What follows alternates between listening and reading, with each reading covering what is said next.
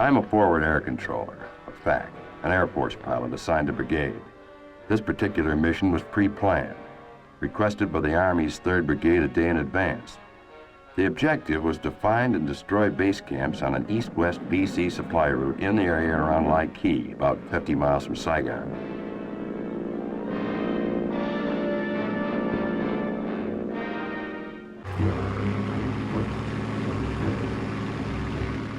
In 1947, the U.S. Army issued a call for a new all-metal two-place utility aircraft for battlefield reconnaissance and liaison. Cessna Aircraft Company modified its popular Cessna 170 to create the Cessna Model 305A. Instead of 4 seats, the 305A had 2 seats in tandem. Its side windows were angled to improve the view below. Windows were installed over the pilot's head, and the rear fuselage was redesigned to allow a view directly behind. The Army ordered 418 Model 305s, designated as the L-19 Bird Dog. Deliveries began in December 1950, and Bird Dogs were soon at work in the Korean War.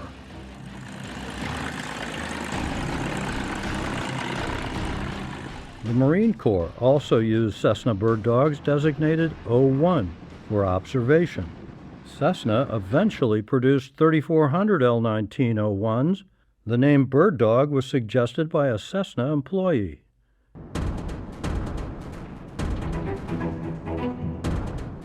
The purpose of the O-1 was to find the enemy and orbit its location until artillery and attack planes could deliver the goods, and then hang around to observe the hits and report the results, somewhat like the role of a gun dog used by hunters.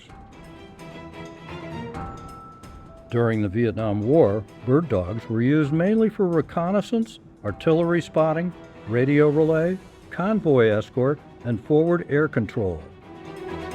The job of the forward air controller, FAC for short, was to locate the enemy with help from the troops on the ground, mark a target with rockets, and vector the fast movers, the fighters and the bombers, into their attack.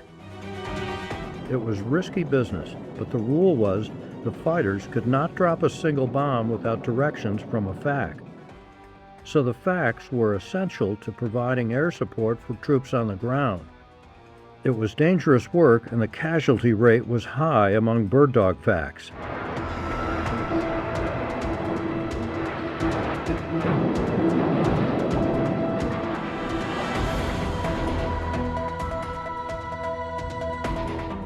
While the L-19 was gradually replaced by the faster twin-engine O-2 Skymaster and OV-10 Bronco, Cessna L-19s and O-1s served throughout the Vietnam War, with 469 bird dogs lost to all causes. When the war ended, most of the L-19 and O-1 aircraft used in Vietnam were left there. A few found their way to Thailand and Australia.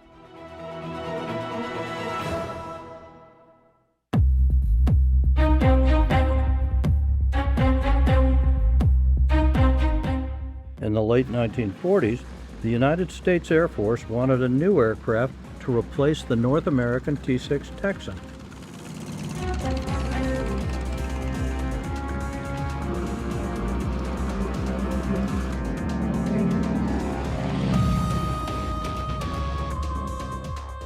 The T-6 was a solid, capable airplane that had trained tens of thousands of Allied pilots in World War II. But it was 1930s technology. Development of military aircraft was moving rapidly into the jet age, and the T-6 was looking rather long in the tooth.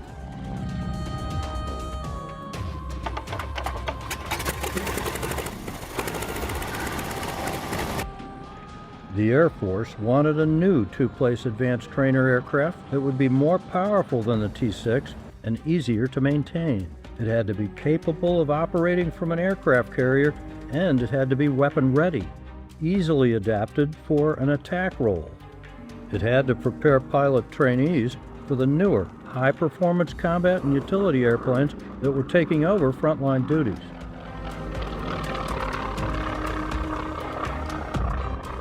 And it had to be rugged enough to withstand student pilots' inevitable mistakes.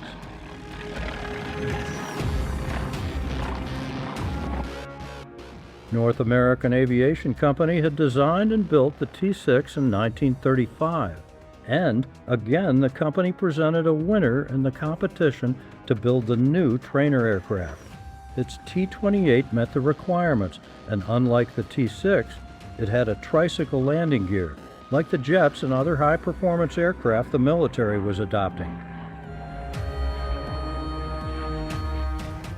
Once the Air Force chose the T-28, the Navy and Marines quickly followed, and the airplane entered service in 1950. Between 1950 and 1957, North American built 1,948 T-28s. Besides the U.S., T-28s would eventually be operated by 27 foreign countries in Africa, Asia, South America, both as trainer and in combat roles. In 1963, a Royal Lao Air Force pilot defected to North Vietnam, and his T-28 became the first fighter aircraft of the North Vietnamese Air Force.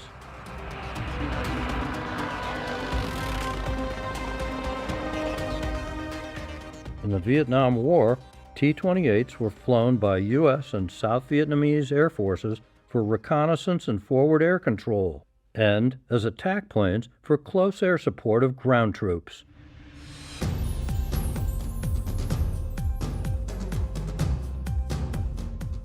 L-19s and T-28s also played leading roles in separate top-secret programs in Vietnam, but that is another story.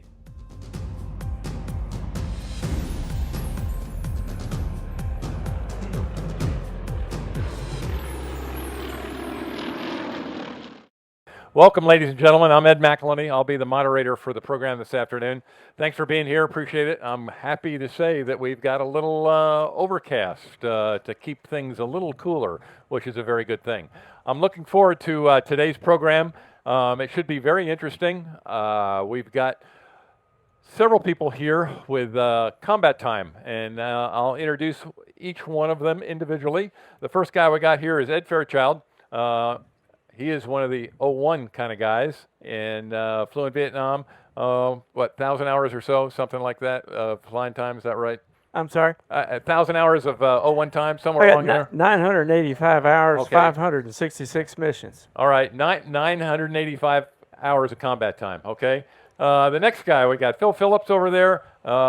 We can't talk about his mission. I'm sorry, we're just going to shut him up. No, he was a sneaky peek kind of guy, and he also has, I don't know, around 1,000 hours of combat time in the 01. A little less, but Okay, kind of somewhere lost close. count. So between the two of them, we got almost 2,000 hours of combat time in an 01, L-19.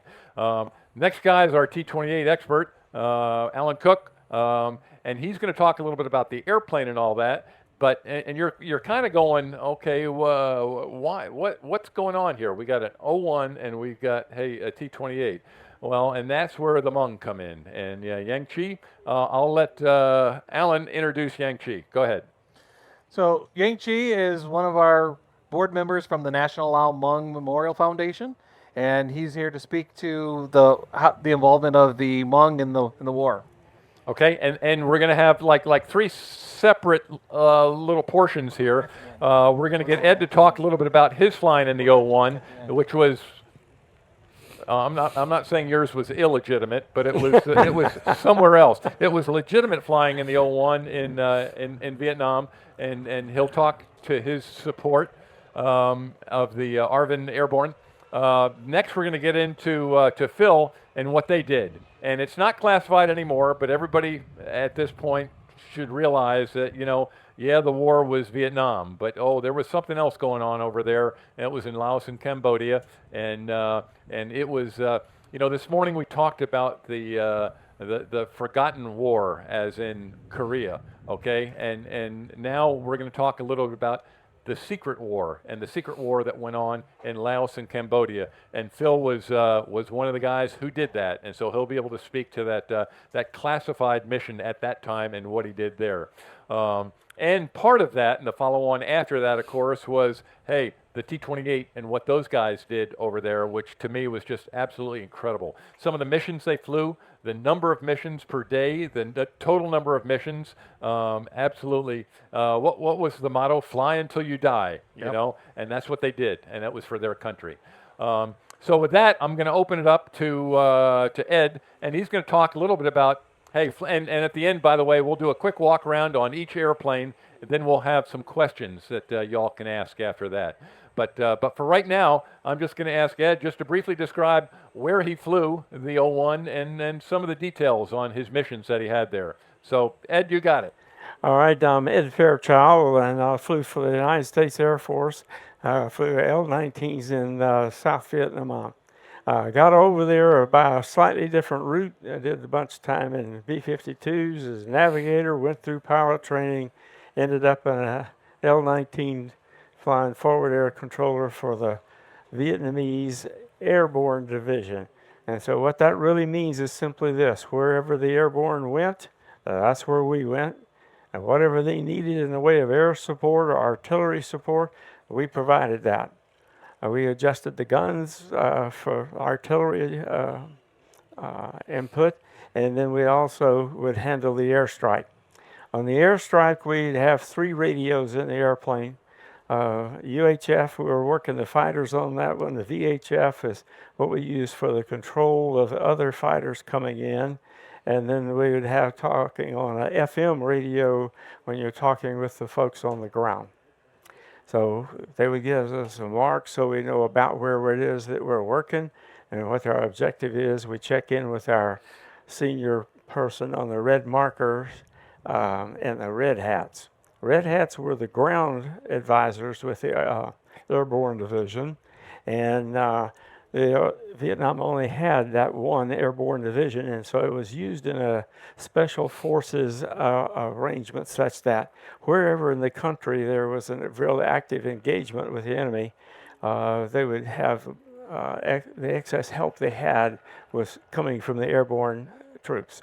So we would, sometimes you're working in the northern part of Vietnam, sometimes you're working in the southern part, so it just depended on who needed what and where and when. And so you would then fly in direct support with those folks.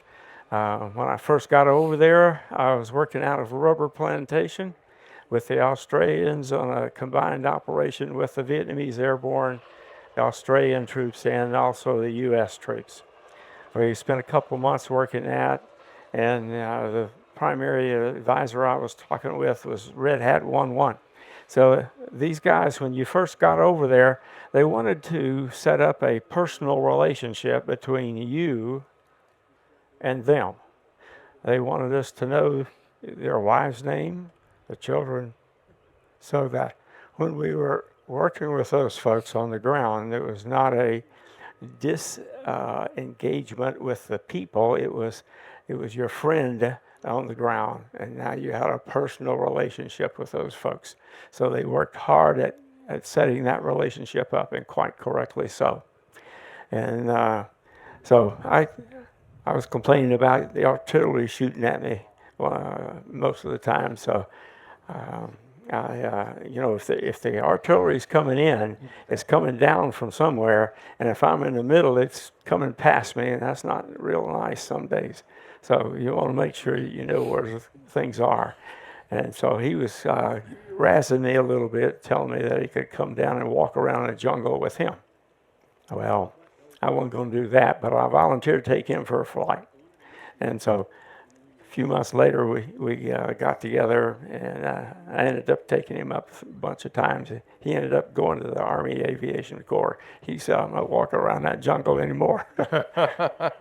So, Smart man. So there was a real tight relationship between the Vietnamese airborne. They were good people, both officer and enlisted folks. They were great folks, and they did a good job.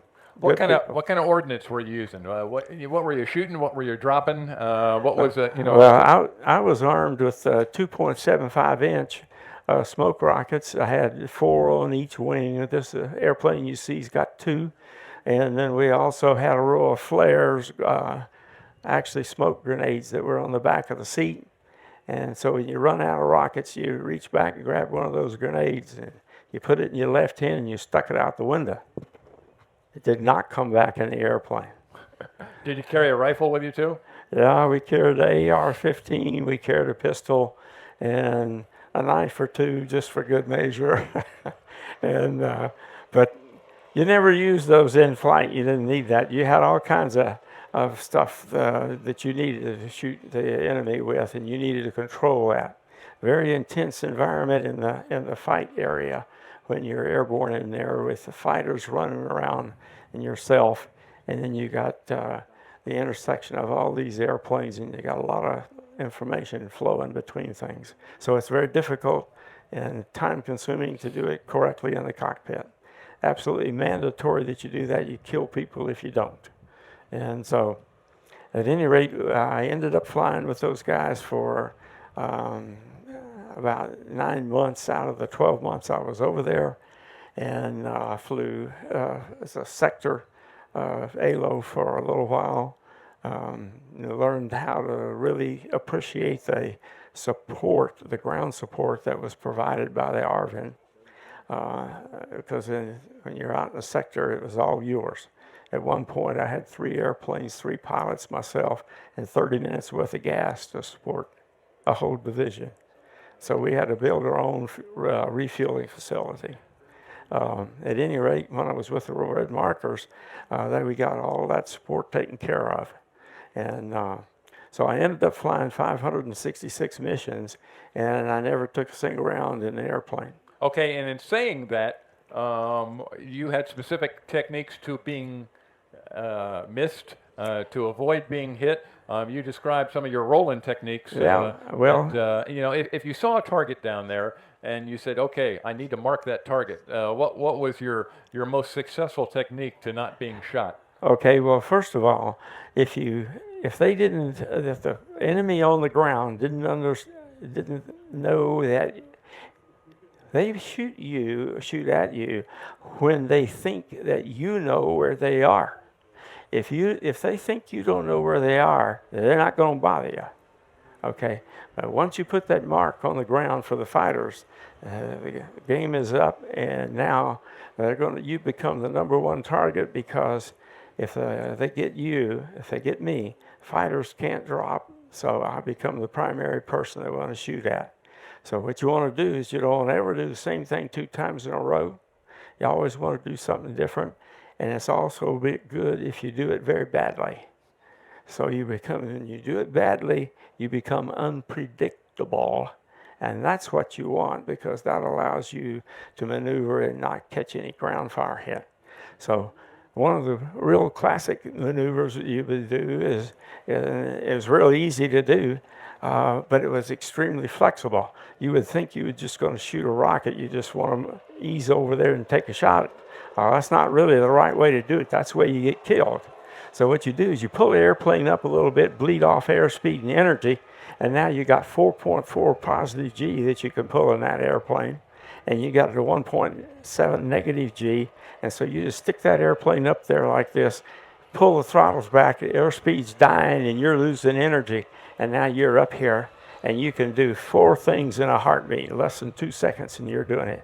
You can pull and shoot, you can pull through and shoot back, you can pull over here, kick a little rudder and slide this way, and vice versa over here, and you do any one of those 4 in 2 seconds.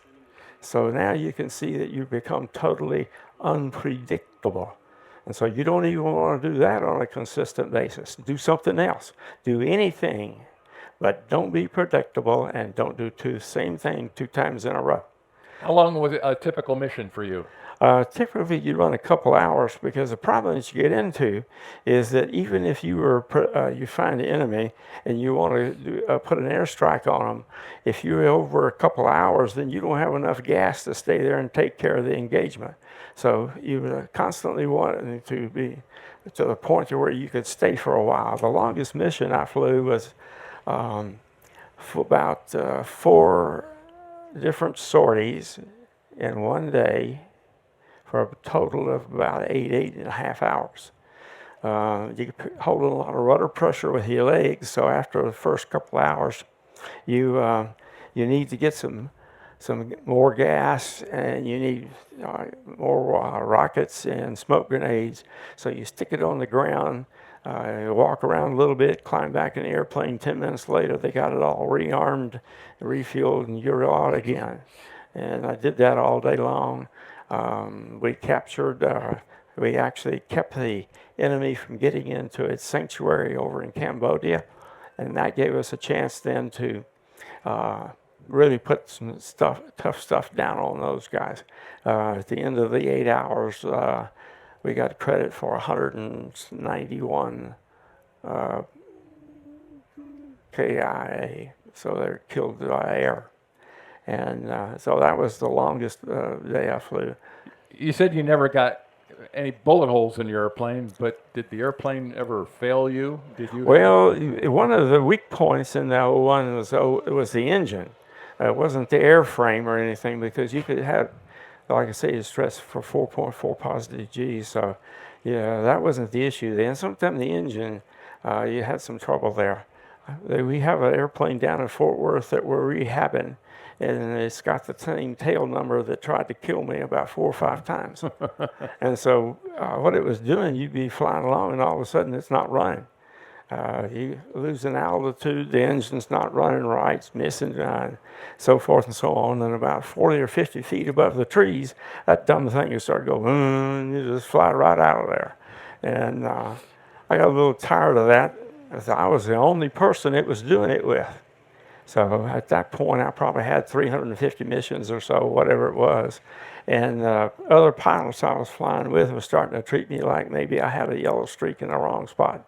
And so, you know, they quit talking to you. They won't have anything to do with you. And finally, one day, one of the other pilots had the same trouble. And he came back. He was really upset about that. And so they finally got him calmed down a little bit, and they were talking to him. They asked him what the problem was, and he said this was a quote. He says, "Exactly what Fairchild said." And all of a sudden, I had credibility again, which is nice to have. And then all the pilots refused to fly that airplane. So the way we got rid of that airplane was the crew chief took it in his hands, and he got up on top of the cowling one day. I was taxiing in on another airplane, and he looked like he was up there rubbing a couple of things together. So I shut my airplane down, walked over and talked to him for a second, and I asked him what he's doing up there, and he said, well, he says, I can't fix this thing, I'll just tear it up. So he was grinding up a nail and putting it in the oil, and then chained the airplane down and run the engine until he ruined the engine, and we got a new one. And, you know, we quit having troubles in that airplane, and everything worked well. I was out one day also at another different airplane, and that one, it had we had a engine malfunction in the sense that a valve keeper came off. We had 6 cylinders in that engine, and 2 of them were ruined, and so I'm running on 4. And it's got severe vibration. I'm doing really good to hold altitude about 40, 50 feet above the trees.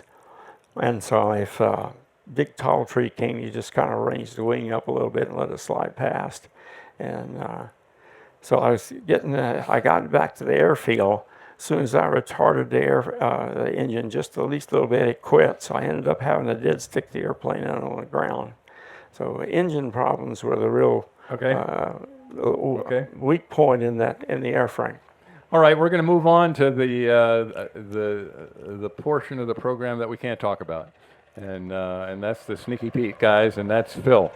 And Phil was involved in the war. I guess we can't. Well, I don't know what you. I'll leave it to you. What did we call that conflict over there, or could we call it anything? But he didn't operate in Vietnam, from what I understand. He operated west of there, and so I'll turn it over to Phil and give him a quick, let him give a quick synopsis of what went on over there. Sneaky Pete, it was what the Sneaky Pete Air Force, isn't that? Yeah, that was the acronym they used, and he was one of them, and yeah, it was classified for a long time. So Phil, describe it. Thank you, and thank you all for being here today to learn a little bit about the history of the war and what we were doing and so on. I'll give you a little background, and then we'll talk about Sneaky Pete's. I graduated from flight school in 1969 as an Army aviator, went to jungle survival school in the Philippines, and then was deployed to Vietnam, and was assigned to the 219th Aviation Company. If you'll notice, my tail number is 219TH. So I have a lot of sentiment toward that particular airplane and that unit. And just so you know, there are 3 other gentlemen sitting in the bleachers here who were in my unit, and I'm going to introduce them quickly, and then I will tell you a little bit more about one of them. First one is Frank Dougherty. Frank, stand up, say hi. And then we've got Jerry over here. He was with the 219th Aviation Company also. And then we got Rod Stewart back here. He was a headhunter as well. And on my shirt, you'll see 2 call signs. One of them is the headhunter with the headhunter logo, and the other one says SPAF, and I'll tell you a little bit more about that. Now, my buddy Frank Dougherty, Frank and I shared a hooch on the CCC compound, and I'll tell you what that is in a minute. Special Forces compound in Kontum, and Frank has written a book called Only the Light Moves. You can pre-order it on Amazon, and it's specifically about the SPAF mission in Laos and Cambodia, what we did and how we supported the Command and Control Central operation. And I didn't fly many missions in Vietnam. I was assigned to the 219th my whole tour there. And so I flew for the 3rd Platoon for, I don't know, 3 weeks or so. It was kind of boring, to be honest with you. Convoy escorts and artillery adjustment, registering batteries, and looking for stuff that was kind of hard to find. So I wanted something a little bit more interesting, so I asked to be assigned to the 2nd Platoon up in Kontum. And so for the first month or so, I flew for MAC-V, and what that means, that was the Military Advisory Command Vietnam, MAC-V. You've heard about that. And that was a more interesting job. And then I met a guy by the name of John Myers, who was a SPAF pilot. And he was a member of my platoon, and he says, you know, why don't you come over and fly our mission? A couple of our pilots are rotating home pretty soon, and we need a volunteer. We need a volunteer to fly the mission. And as it turns out, every person that was working with Command and Control Central, which was MAC-V SOG, Military Advisory Command Vietnam Studies and Observation Group, Special Forces. All of the members of MAC-V SOG, all of them were volunteers, including the aviators that supported them. And so we lived on their compound across the river, across the Dak Blau River in Kontum, and we flew for them every day. And Frank and I flew missions together, and dual ship missions and sometimes single ship missions. And we had several types of missions that we flew. And as Ed said earlier, the mission was top secret. You had to volunteer for it. You had to sign the form that you couldn't talk about it. If you did, you would have an early trip home to some nice place like Leavenworth. So all of the MAC-V SOG guys were volunteers, and if you were a ground pounder, if you were on a spook team, so to speak, a Sneaky Pete team, they briefed you that you had. One of 2 things would happen to you. You would either get a Purple Heart or you would come home in a body bag. Every member of the SOG teams on the compound that I lived on, every one of them got a Purple Heart at least once. Several of them were killed, and while I was there were 2 Medal of Honor winners living on our compound. And it was an honor to serve with them. And like like Ed said a while ago, you got to know the team, you got to know the Americans that were the team leaders, and a team would be 2 Americans and maybe 8 or 9 Montagnard fighters, and they were the natives, the native hill people. They were wonderful fighters, loyal, and so now we'll get more into the aviation side of it. All of the guys that worked on the ground, they were called Sneaky Pete's, the Special Forces guys. So naturally, they gave us a call sign of Sneaky Pete Air Force. Well, we weren't Air Force, we were Army bird dog pilots. And the aircraft that I flew over there were several of them. They looked exactly like the one you see sitting next to us here. And that's his airplane, by the way. That is his airplane. And that's my airplane. It belongs to me and my lovely wife, already sitting up there in the stands. And we bought it in 1986, restored it in 87, put it back in my unit colors. It's pretty authentic, so after the program, you're invited to come down and take a look at them. And the name of it? It's Saigon T. Okay. Is there Okay, so there's an interesting question. How many Vietnam veterans do we have in the audience today? Okay, we've got a few. So you know what Saigon T is, right? So if you were an American soldier in Vietnam and you wanted to go into town and maybe have a couple of adult beverages with at a bar and meet a bar gal or something like that to have a conversation with, you would buy whiskey, and you would pay for whiskey, and you would drink the whiskey. And if the gal wanted a beverage, you would buy her a beverage, but it was tea, but you paid for it as if it were whiskey. And so that beverage was called Saigon Tea. So when I was searching for a name for this particular aircraft, I wanted to give it a name that would identify it with service in Vietnam. Except this airplane never saw service in Vietnam. Almost all of the airplanes that served in Vietnam, the bird dogs, the 01 bird dogs, they did not come home.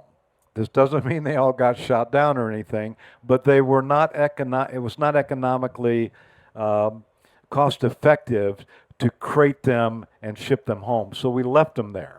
And they became pots and pans for the Vietnamese people, and the North Vietnamese got a hold of a few of them and continued to use them. But I put my airplane back into my unit colors, and since it's not the real deal, it's not real whiskey, I called it Saigon Tea. And it has worked, and my wife and I are very proud of it, and we fly it frequently. And it's been a super reliable, fun airplane to fly. All right, back to the flying now. All right. So we did not measure our missions by sorties like the Air Force guys did. We just flew our missions, and the hours were logged. And I never kept track. I didn't keep a journal. I didn't even keep a logbook when I was over there because of the nature of the mission was secret. And I didn't even keep letters, back and forth to my wife and so on. We destroyed that kind of stuff. But we flew in Laos and Cambodia every day. We normally flew 2 missions a day. The missions could last 2 hours, 3 hours, 4 hours, or longer. We carry 40 gallons of fuel in the aircraft, burn 8 gallons an hour. So we have 4.5 hours to fly a mission and 30 minutes to get home. And twice on final approach into Khartoum coming home, I have run out of fuel. Because when you have troops on the ground that are in trouble, you stay with them until you get them extracted and you know they're safe, and then you come back. And I did run out of gas twice on final approach. And I'll make a little side comment here because Ed was talking about the engine that was running rough and the maintenance and so on. I never had an engine failure. In fact, the only engine problems I ever had would be a mag drop, on run-up or something like that. And our crew chiefs over there and our maintenance people were so good and so dedicated. They knew the importance of what we were doing, and they they were at the flight line before we got there in the morning, and when we finished our mission and were drinking beer, they were still working on the airplanes in the afternoon. So my hat is off to them. Frank and the headhunters will agree to that. So we normally flew a couple of missions a day. We were based in Kontum. We would take off at dawn, and we would head up to a staging field northwest of Kontum called Dak To, and we would take on a little more fuel there. And there was a CCC little secret mini base there at the Dak To airport where the operations officer would give us our mission or change our mission or whatever. And then if we were flying recon missions without an observer, we would just take off into Laos or Cambodia. And our job was to recon the Ho Chi Minh Trail and areas around it. Now, I don't know, our AO was, our area of operation was probably less than 100 miles square in the tri-board area, Vietnam, Laos, and Cambodia. So we got to know that area pretty well. And we were either reconning out there, looking for stuff, targets of opportunity, or whatever. The other thing we did is we would find landing zones to insert the Special Forces teams, and then we would mark those landing zones with the white phosphorus markets when the Special Forces teams were in the Hueys and in the air. And sometimes we would mark the real landing zone, and sometimes we would mark a fake landing zone, because the LZs over there in the boonies, they had LZ watchers out there. And they were either sitting up in the canopy on a deer stand with their binoculars, or they were in bunkers along the edge of the LZ waiting for helicopters to come in so they could shoot at them. And so our job was to mark the LZs, to bring the teams in, and we normally had a Cobra escort or Charlie model gunships, Hueys, and we would put the teams in. Normally 2 helicopters would land, the teams would jump off, disappear into the jungle, and then we'd go back to Dak To and wait for the next thing to do. We also did photo missions, low-level photo missions. And when I say low-level, I'm talking 10 to 50 feet off the ground, because we had to see under the canopy. We had to be able to look under the canopy to see if we could find hooches, truck parks, POL, fuel stops for the enemy. As all of you know, the enemy came down the Ho Chi Minh Trail, which was inside Laos and Cambodia. The Ho Chi Minh Trail was not in Vietnam, but there were probably 50 different places between the Mujia Pass and the Parrot's Beak where the North Vietnamese would come into South Vietnam to bring in their troops. They normally moved at night. So we did not really fly night missions. There were other Air Force assets that flew the night missions. So for us, for the Army guys, we had to find our targets in the daylight, which was very hard. So when you knew your area of operation and you knew the trail, which by the way was not one road, it was a network of roads and trails and paths and rivers and bridges, from north to south. And the North Vietnamese were very resourceful. I mean, you could find a bridge, a bamboo bridge that they moved troops down the night before. You could call in an airstrike on it, blow it up, and go back the next day, and it would be there again. All fresh new bamboo. And they're anti-aircraft sites. They had a lot of them out there, and they would camouflage them with netting, or they would have these square grids made out of bamboo and weave the foliage in them and place them over the gun sights so you couldn't see them. And talking about, getting shot at, Ed was right.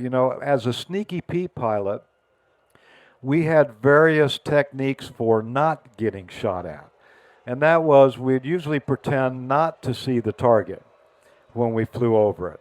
We'd mark it on the coordinates, and if it was a good target of opportunity, we would pass it, contact the operations officer at Dak To, get Cobras launched, because as Army pilots, we could not directly call up Air Force fighters. We had to go through an Air Force Forward Air Controller, a FAC, to do that. And in our neighborhood, we used Coveys, and they were flying O2s.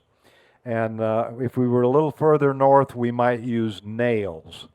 And they came out of Nakhon Phanom in Thailand, or they came out of Da Nang. They were flying OV-10s.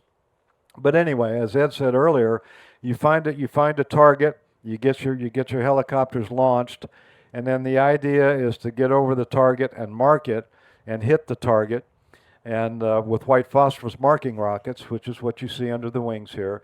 And then the helicopter gunships would come in and use their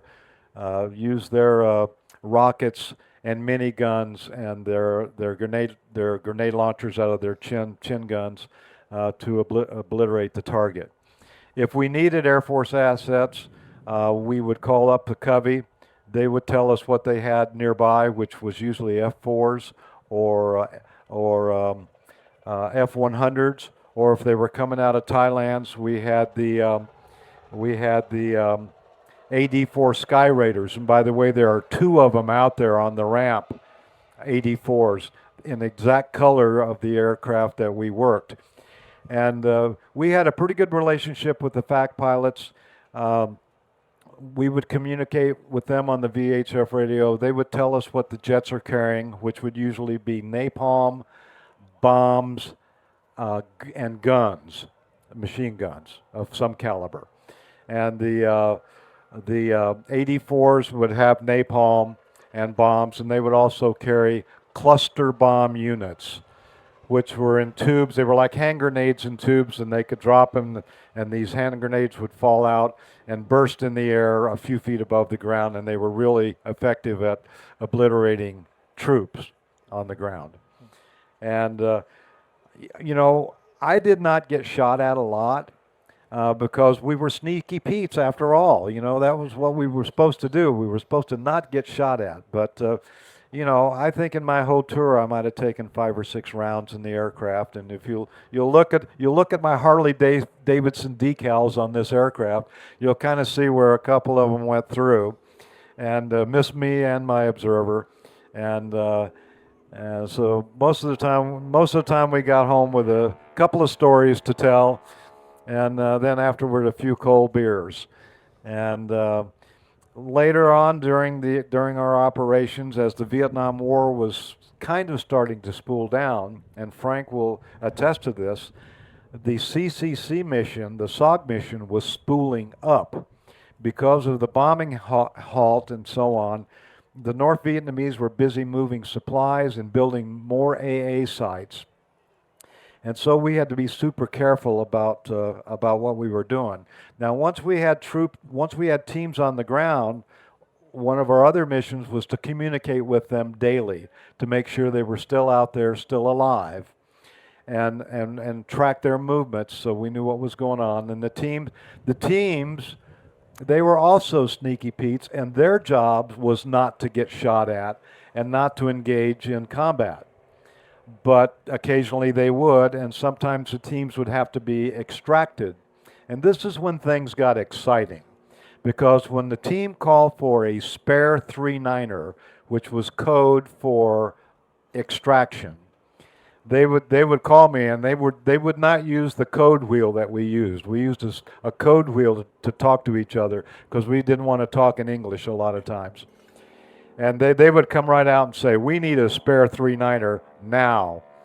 And so I'd get the Hueys launched from Dak To and get the Cobras launched. Hopefully get approval from the operations officer on site there to pull the team out. Occasionally, he'd be a jerk and say, "Tell the team to break contact, continue mission." The teams did not like to hear that. But occasionally they had to break contact, continue mission. But usually the operation officer, the S3, would listen to the SPAF pilot, and if the team needed to come out, it's because usually they were being chased, surrounded, already had wounded, and our job was to go in with the helicopters and get them out.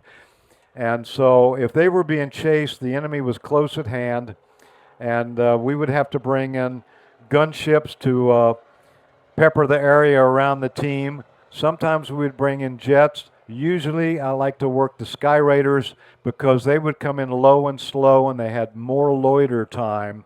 And there were times, and Frank would attest to this, when we would have the Sky Raiders dropping ordnance danger close. And I'm talking about 50 yards or less from our teams on the ground. And we would just tell them, crawl under a log, get behind a tree, something, because we're coming in danger close. And they would ask us to come in danger close because sometimes the enemy was that close. And if they were dropping napalm, we'd tell them, hold your breath, guys, because you're not going to be able to breathe when the air is sucked out by the napalm. And then after they made their napalm runs, they would drop bombs, and then they would come in with their guns. And when things got quiet, the helicopters would land. But I'll tell you, folks, it did not take the enemy long to regroup. And by the time the helicopters landed, excuse my French, the enemy was pissed. And that was the most dangerous time for us as SPAFs and for the helicopter pilots, and my hat is off to those guys. I watched those guys come in and hover sometimes 10 feet over a poor LZ, and you could see the tracers going through the helicopters, and those Special Forces guys climbing up the rope ladders, getting in there, and those helicopters did not move an inch. And we'd get them out, and the helicopters would leave, and fortunately the enemy, well, I don't say fortunately, but usually they were focused on the helicopters more than they were the bird dogs. But once the helicopters DD-mowed, so to speak, they would start shooting at us. And you could see the tracers going by, and you could hear the reports of the rifles, and usually we escaped along with the helicopters, and life was good.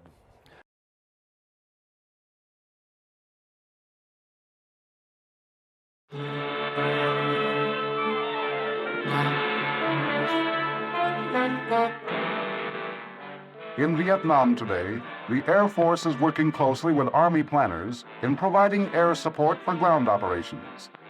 In all kinds of situations, night and day, bad weather or good, air power is being made available to the Army within minutes by the Air Liaison Officer and Forward Air Controller. I'm a forward air controller, a FAC, an Air Force pilot assigned to brigade. This particular mission was pre-planned, requested by the Army's 3rd Brigade a day in advance. The objective was to find and destroy base camps on an east-west BC supply route in the area around Lai Key, about 50 miles from Saigon.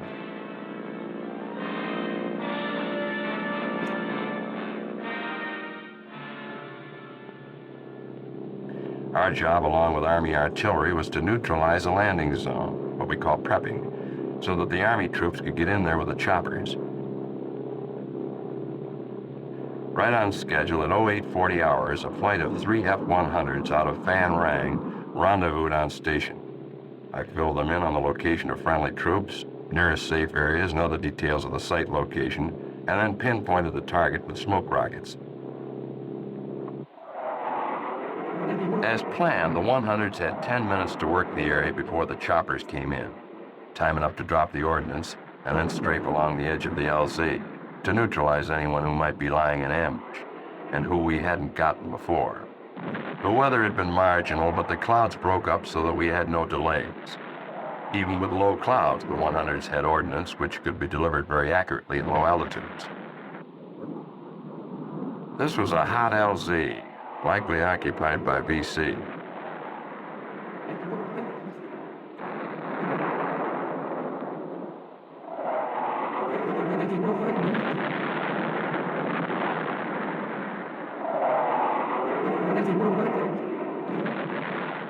Everything went smoothly and the flight did good work.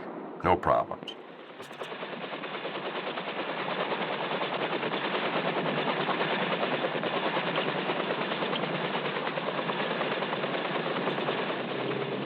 With the initial chores complete, we remain in the area.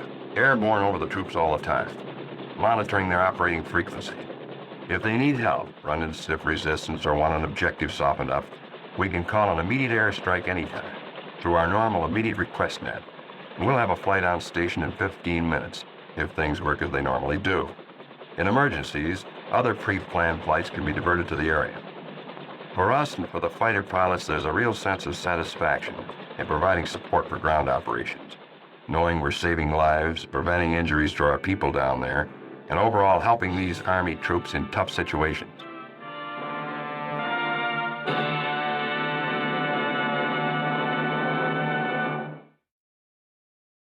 To the third portion of our program, which is the T-28, and Yang Chi, I think, is going to be the guy to talk to us about those patriots of yours that flew these airplanes and fought with these airplanes and put in some incredible time. And I read briefly about, I mean, they were flying sometimes 10 missions a day.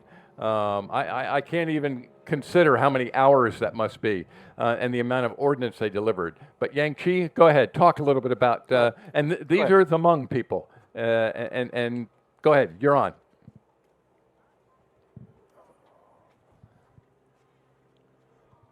I just want to say that I want to thank you all. As I look through all of you here, I want to thank you again for your interest in knowing the history of the Secret War in Laos. I want to thank Phil, right, Phil? He has given you the histories of the operations in that part of the world, similar to what the Hmong did. So I'm not going to go through that again, because exactly what you're saying was what we were doing in Laos during the United States Secret War in Laos. The United States Secret War began officially from 1961 to 73, but unofficially before that. It was way before that. From General Eisenhower, or President Eisenhower, all the way to President Kennedy, and then all the way to President Nixon, down to Ford, Carter, all this. But anyway, I want you to know that the Secret War was the United States Secret War in the 20th century in the country of Laos, while the war in Vietnam was going on. That Secret War was kept, or had been kept, secret for 35 years. And many of you, as I said earlier, as I look through this, the audience here, I respect you all, those who served during that war. It was a secret war because the whole thing there began with global interest between superpower countries. Global interest between communism and capitalism. So as the war started way back in 1960, 61, all the way down there when the war was going on in South Vietnam, President Kennedy ordered the CIAs to take charge. That's why we began with the United States Secret War in Laos. The Hmong, particularly, the ethnic groups in Laos, with a total population, ethnically, for like 350,000, out of a population of nation population of 3.5 million people in Laos. But the Hmong were the first one who were chosen, selected by the U.S. government, the CIAs, and the government. Anyway, I want to call those who are lucky enough to be here in our country. And I'm standing here and saying this because we appreciate what we have done for the country of Laos and also for the country of America, this country of ours. The SGU, would you please stand down? up here. Come down here. Okay. Bear with us. This is the first time that we are here, and we are honored that we are being asked to come here to be with you all, those who serve and those who did not serve as well. So,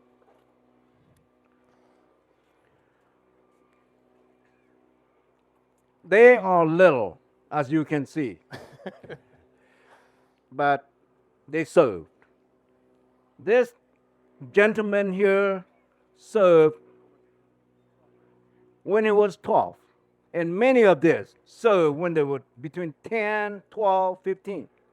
They were children soldiers, but it was a war that they were needed to serve. There are two purposes. They served to protect the sovereignty of our country then, Laos, the country of Laos. And then secondly, at the same time, simultaneously, as they were serving to protect the country of Laos, they served the interests of the United States. Okay, so two purposes at that time. And again, Phil has explained everything, what they did with the Montagnard, the Ho Chi Minh Trail, all this. These people were the ones who, if they had heard what Bill or Phil said, that will make them either happy or sad. We lost 35,000 soldiers, the SGUs. They all have SGUs there. SGU means the special guerrilla units formed by the CIAs.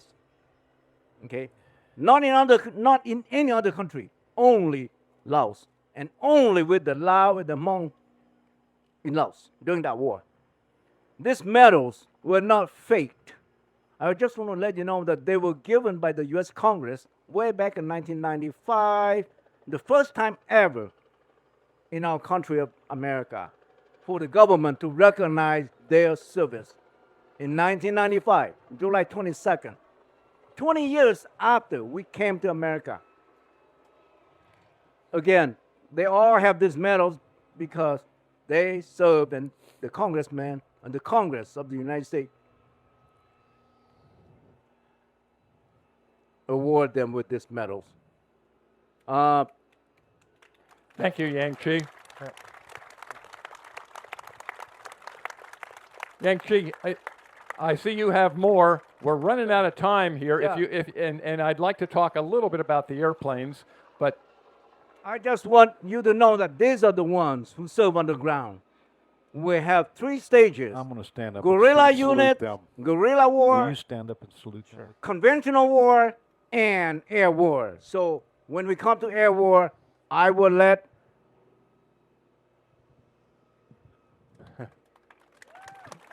thank you. Thank you. Thank you. Alan will explain to you how sophisticated the T-28 was. All right. We lost 727 Americans with the Hmong during the Civil War in Laos. Thank you. Wow. Thank you. Thank you. I got this.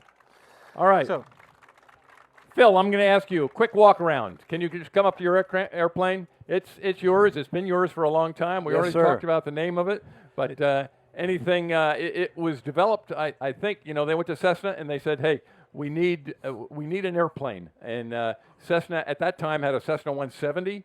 Of course, it was side by side, and they said, "Nah, that's not going to work." They turned it into a tandem airplane and put a little different motor in it, and it's a derivative, from what I understand, of the 170. Yes, it is. The military needed a new liaison aircraft. They wanted an all-metal aircraft. They wanted one with a powerful engine. This has a Continental 0470-11B, 213 horsepower. Pulls this little airplane off the ground. It only weighs 2,100 pounds, and it carries 40 gallons of fuel and 2 people. And you can pretty much see what it is, and I know time is a factor, so I did bring my exhibits out here. for people to read after we finish yakking. And then on the other window over there is a specifications chart showing the performance specs of the aircraft, and you're more than happy to read them and learn about the airplane. All right, thank you. And I'm going to turn it over right now to Alan, and he's going to talk. He didn't launch anything in anger off of T-28, but he had everything to do with rebuilding that thing and flying that thing. So, Thank you. Go So ahead. the T-28 here, much like Saigon T, is not an actual airplane that flew during the war. We've painted up as a memorial to the Hmong who operated this aircraft. A couple things to notice on the tail is the emblem, the three-headed elephant that represent the three tribes of Laos. Up on the tail, we have the SGU logo to help represent and commemorate our SGU members. And on the very top, we put a black and white American flag to help symbolize the secret involvement of the U.S. in the war. So this airplane is powered by a Wright 1820s. It's 1,425 horsepower. And what this was originally equipped with, underneath the wings, they'd have rocket pods, bombs, and machine gun pods that the Hmong would go out and attack the Ho Chi Minh Trail with. So. And how much? What was the acquisition? Where did it come from? So it was purchased by the foundation. We're a part of the National Lao Hmong Memorial Foundation. We're trying to raise funds to build a memorial for the Hmong in Westminster, Colorado. And we purchased the airplane out of Minneapolis and restored it to look like what they used in Laos. And so we're hoping to make this part of our display very soon. Outstanding. So thank you. And just the training that went, the training to be a Hmong pilot went on in Laos, correct? Yeah. Everything happened right there. Everything happened there. So they would bring in pilots from the U.S. for the CIA to train pilots, the Laos, the Hmong members, on actual missions. So your training was on an actual mission. And you would come back, and then you would train the next group of pilots. Outstanding. Well, thank you. All right. Again, in the interest of time now, I'm going to open it up to questions. And anything anybody wants to ask, feel free. We're here to, and if we know the answer, great. We got one over here in the corner. It sounds a lot similar to, well, for Phil, the question, Ravens and the Ravens in Laos. Did you work with the Ravens? I did not work with the Ravens, but the Ravens were doing what the SPAFs were doing. The Ravens worked in northern Laos out of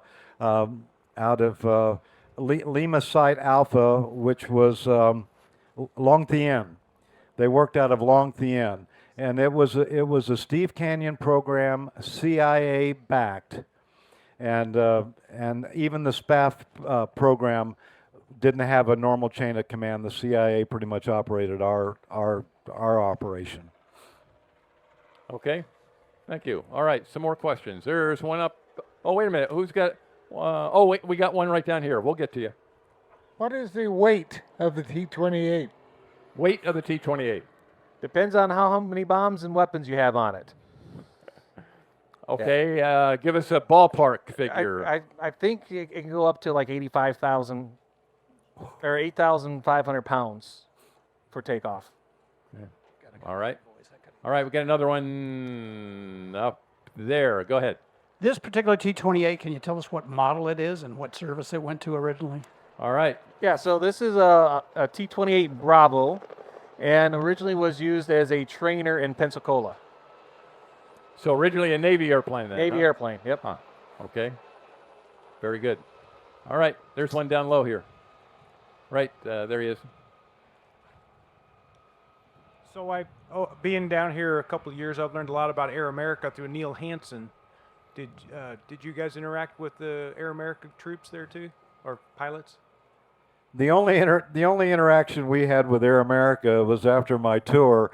They came to our compound and wanted to hire us, and I had a wife at home, and so I politely said no and went home. But anyway, yeah, it would have been fun, I tell you.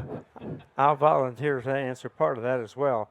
I came down from flying one day, and I was at Benoit.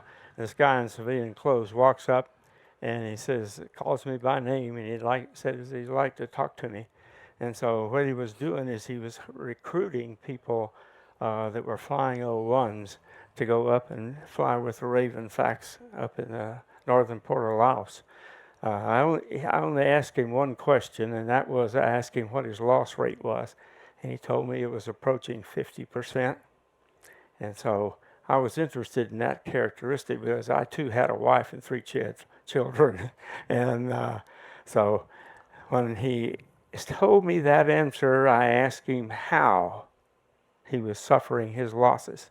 And the answer was, we own the top of the mountain.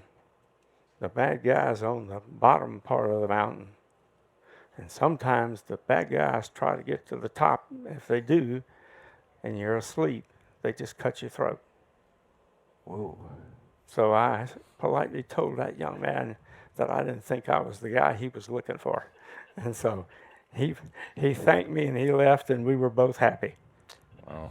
Wow. At the top. They offered me 10 grand as well, and I said no. I'm curious, Phil, what did you think was the most dangerous mission we flew? Out of all the different ones, in your opinion, which one scared you the most? Well, you know the answer to that, right? It was the Ford drum missions, the low-level photo missions.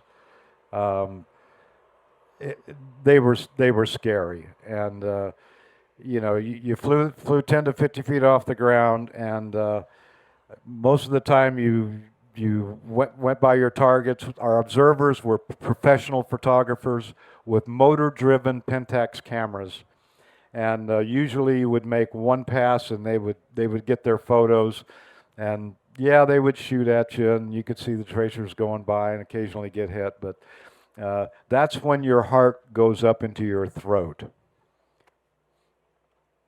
Okay. No questions?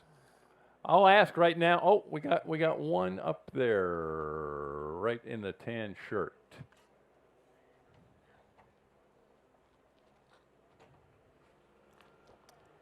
I noticed that bullet hole marked on your airplane by the footwell, or your right foot. I was wondering what the story is behind that and how close it missed you by. Well, I didn't know. I didn't maybe put them in the exact right place, but they did not hit my feet. They didn't hit the observer's feet or anything. And I also picked one up that went through the the shark fin antenna you see back there, and a couple went through the wing at one time or another. But like I say, we didn't get shot at a lot, and when they did shoot at us, as we had various techniques of flying in a crab, changing altitude, changing directions, skidding, slipping, doing whatever we had to fool the gunners on the ground, because with those 12.7s, they had those sights with the little airplane on it, and they knew how to lead you. But if you had a little bit of flap down and you were flying at an off speed, usually they would miss because they overled you. And I got to ask a question. I was a former FAC also, briefly, and never a combat FAC by any means, but I flew the O2. And I'm in terms of shooting things and dropping things, and did you just like take a grease pencil and put it on the board and put a dot out there and say, okay, what was your aiming technique? Yeah, we had a very sophisticated sight on this airplane. It was depending on the airplane we were flying and how tall you were and how far back your seat was adjusted. You put a grease pencil mark on the airplane, maybe with an X through it, and that was how you figured out how to sight in your rockets. And as Ed said earlier, we all had our techniques, and in flight school they teach you to do a 90-degree turn, come in at a 45-degree angle, and shoot your rockets. Well, that's so predictable that the enemy's going to get you. And so Frank and I, we would do wing overs to come in steeper. Sometimes I would pass the target completely, roll into a split S, and come down at about a 70 or 80 degree angle and punch a rocket, because I'm not going to miss. I put a rocket one time in a foxhole and blew a couple of But guys I'm not up. bragging, right? Yeah, no, I mean it happened, and you can, if you coming down on it, you can hit it, and then you're going so fast, like Ed said before, when you know there's people down there that are going to shoot at you, so when you're going fast after you made your rocket run, you can peel off any direction right above the treetops, and by the time they've got a beat on you, you're gone. Understand. All right, I do this at most of my my presentations. Okay, last question. That's it. Really, it's not a question, but addressing to Red Marker and my Jade FAC there, a lot of people don't understand pre-frag missions. They knew what ordnance or what aircraft and they were going to hit the targets. But some of the difficulty and the routes that they took for troops in contact that came up and they needed the additional air support. As a JFAC and Red Marker, he got his air support pretty fast out of Benoit or Phan Rang on that.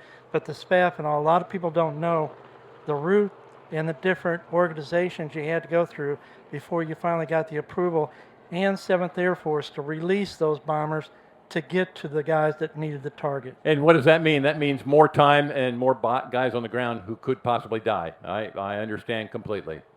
All right, I'm going to ask now veterans, period. All veterans, stand up, please. We want to recognize it. And that includes the Hmong, please.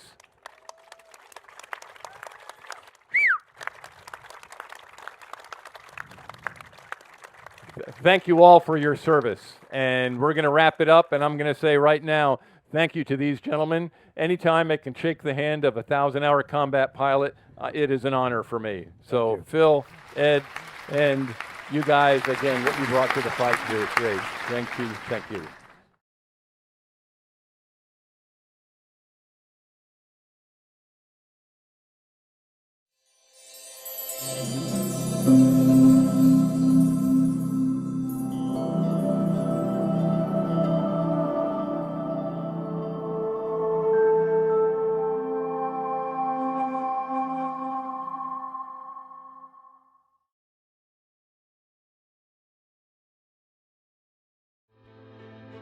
Aviation, the art of aeronautics, began with the dreamers, inventors, and daredevils who dared to defy gravity. The journey of aviation was nurtured by pioneers like the Wright brothers, whose first flight marked a historic milestone. The role of aircrafts in world wars was groundbreaking, dramatically changing warfare strategies. This initiated a technological evolution in aviation, transforming the simplistic wings of a biplane into the thunderous roar of jet engines. Let's journey through the ages of aviation.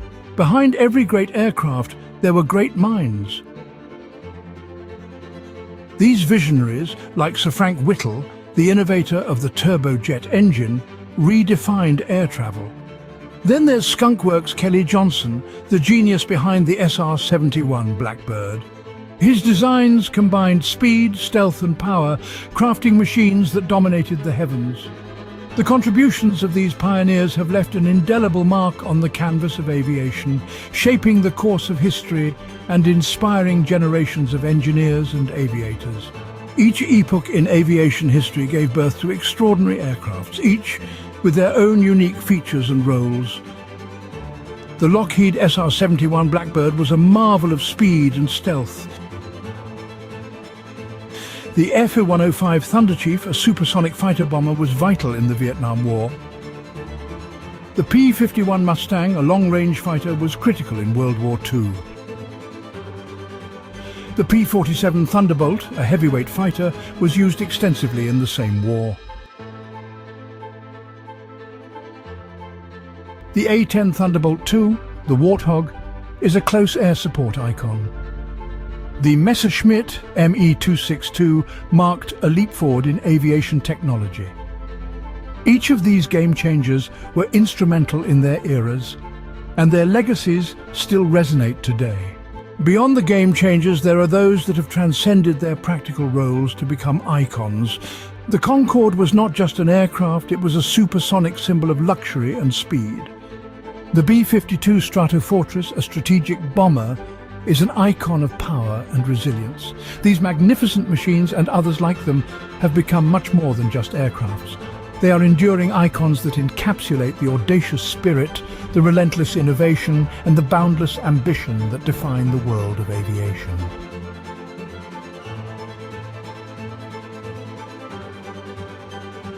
For more amazing aerial footage, and to join us in this incredible journey, check out the DroneScapes YouTube channel. If you enjoyed this video, please remember to like and subscribe. And as always, thank you for watching.